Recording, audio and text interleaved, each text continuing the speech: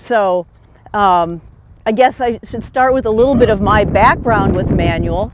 I started working with him in 1977, and I had just graduated from college, and I decided I wanted to try to get on the tour, and I needed somebody that could teach me to get to the next level, could help me get to the next level. At the time, Manuel was working with Carol Mann and Pam Barnett and Mary Lou Crocker and any number of other LPGA players, but Carol Mann, of course, being the most famous and the most successful at the time. And I only lived 45 minutes away from him, so it was just sort of serendipity that I happened to live nearby. And we called him, and he had 2 half-hour lesson slots available for me that summer. And so we booked them, and I went to my first lesson. And of course, you know what his question is. What do you need me to do, or what are you trying to do? And I said, I'm trying to get on the tour. And he said, well, how are you going to do that? I was like, so it started. I was like, I don't know. That's why I'm here. I had taken lessons all my life, junior lessons at our club, but I'd never been asked any sorts of questions about what are you trying to do. I didn't know what I was really doing with my golf swing. Fortunately, I come from good genes and parents who love golf, and I was able to play my, start at a young age. So I had a good background, and I had, like I say, good genes from my mom and dad, both good, great athletes. But mostly what happened in that first half hour that I worked with him is he made it simple, and he made it understandable. I was listening to the one of his online videos to remind myself before I got here, get my mind back on golf, because I've been playing pickleball. But in the opening video that we watched here, he said, make it simple. As teachers, make it simple. And that is exactly what he did for me. He made it simple, and he made it relatable to how we operate as human beings. I remember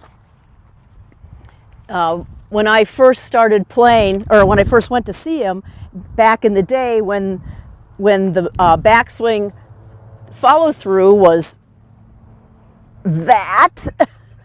And every summer when I'd start playing again, we'd have to get ourselves into this position, and it would hurt.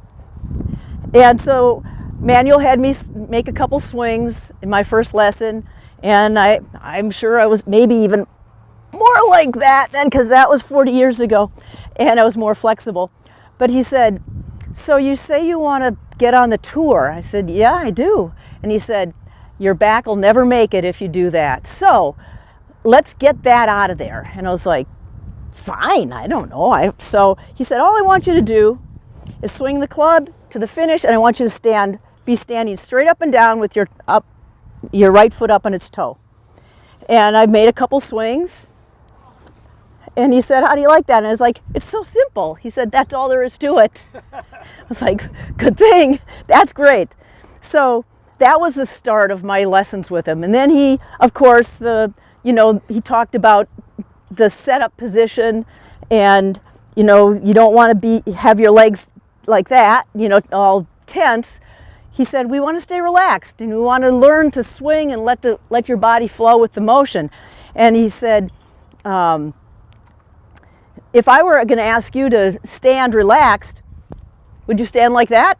And I was like, I burst out laughing. I'm like, of course not. And he said, no, of course you wouldn't, because relaxed is your body being upright with a slight flex in your legs. He said that's what the setup position is. So basically, he took all the things out that were unnecessary. So it was great. But the other part about my first lessons with Manuel, I'd drive home after my lesson And I'd be so excited. I'd have my radio up and I'd be singing and woo, this is great. I was so excited. Then I was going to my next lesson realizing he was going to be asking me questions. I had no clue what the answer was. And I would be like, oh no, what am I going to do? I'm not going to know the answers. So I would go through the peaks and valleys of, I always wanted to know the answers and I felt bad if I didn't. But he would make it so easy, and he would work me through as he did. Every question he asked, he would work me through it. And then again, I'd be going home with my radio blaring, and I couldn't wait to tell my parents what I'd learned. So it was very cool. So what I found here, I was going through all my files and stuff, and I have a lot of notes from lessons that I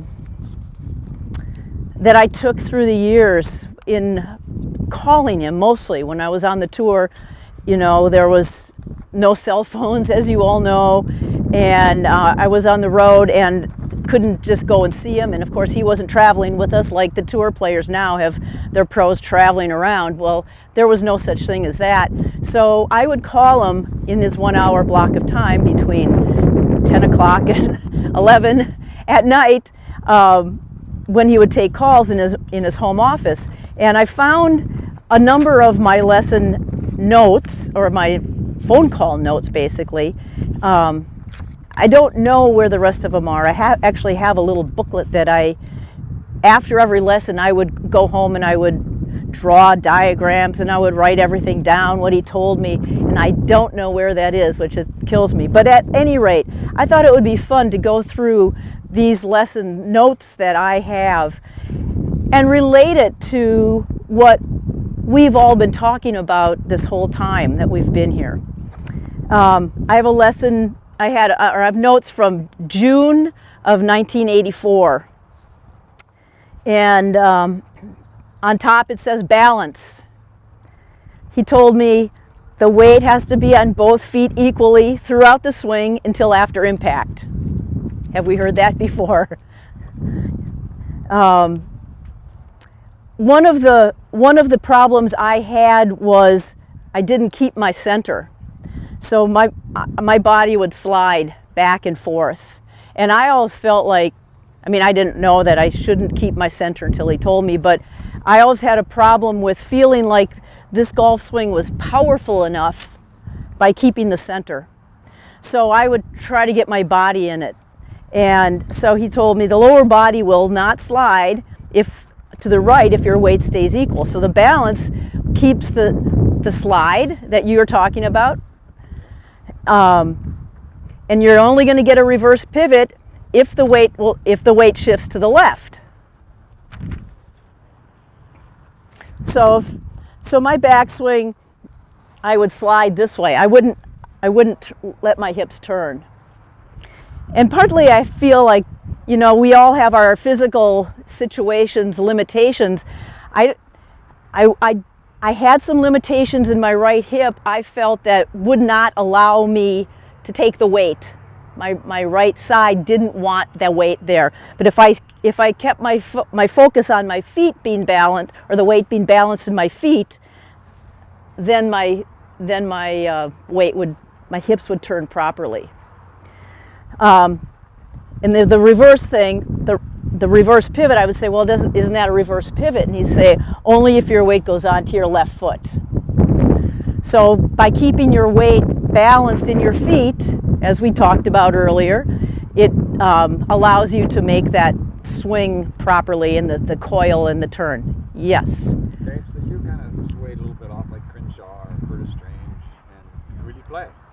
Okay, so now you kept your weight equal, made your swing. So how long did it take you to feel comfortable and hit it as good as you did when you kind of moved back and forth? How long did that take? Was it just a week, a month, a year, 5 years? Lifetime. All right. It's something that I always struggle with. Not as much on the backswing, but Manuel didn't talk about the backswing a lot, as we've mentioned, but in order to not sway, my error was to tighten my right side, and then I wouldn't get the turn. And I still fight that.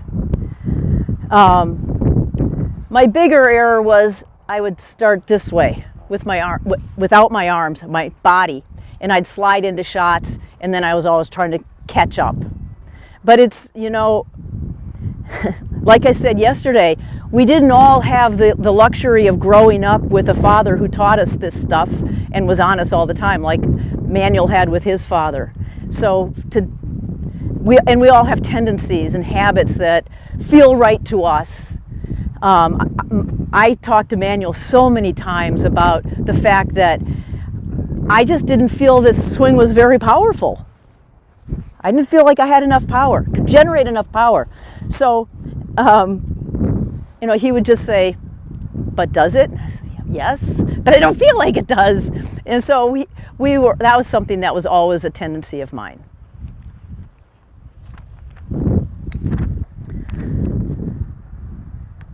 So I starred here. Keep the center in the center. and that's balanced. All right, the other thing I had a problem with at this point, and I think I really always did, is that I'd get the club crossing the line at the top. And then I'd have to make adjustments, as you know, to get the club back to the ball properly. He told me the right hand's not going with the club. And John, you may remember this. I went to see you in Tampa when I was playing in a tournament down there, and you basically said the same thing to me. And he said, you're not flexible enough in your right arm, your right wrist. So I would get the club, thank you. I was too tight here, and I would get the club up and I'd be there. And I was just reading through the notes before I came here, and I was like, oh, Manuel said to let the club take your hand up there. You know, you're using your hands to get it up there, but let your right hand follow the club. And then it goes, the club will get your hand in the right position instead of you trying to get your hand in the right position. So when you took it across the line, you didn't continue to move your shoulders and get it and stay on plane. You got to stop your shoulders and hit and just move the club. Yes, there were times that I did that. I would take the club back and then I'd lift. Yeah. Not this time, but I did. You know, I just wasn't letting my right hand follow the club. And then, I think we've heard this before, swing with the arms forward. If you want a faster swing, you swing faster with the arms, not with the body. So again, you know, everything that we've talked about, you know, not only yesterday and today, but in the past.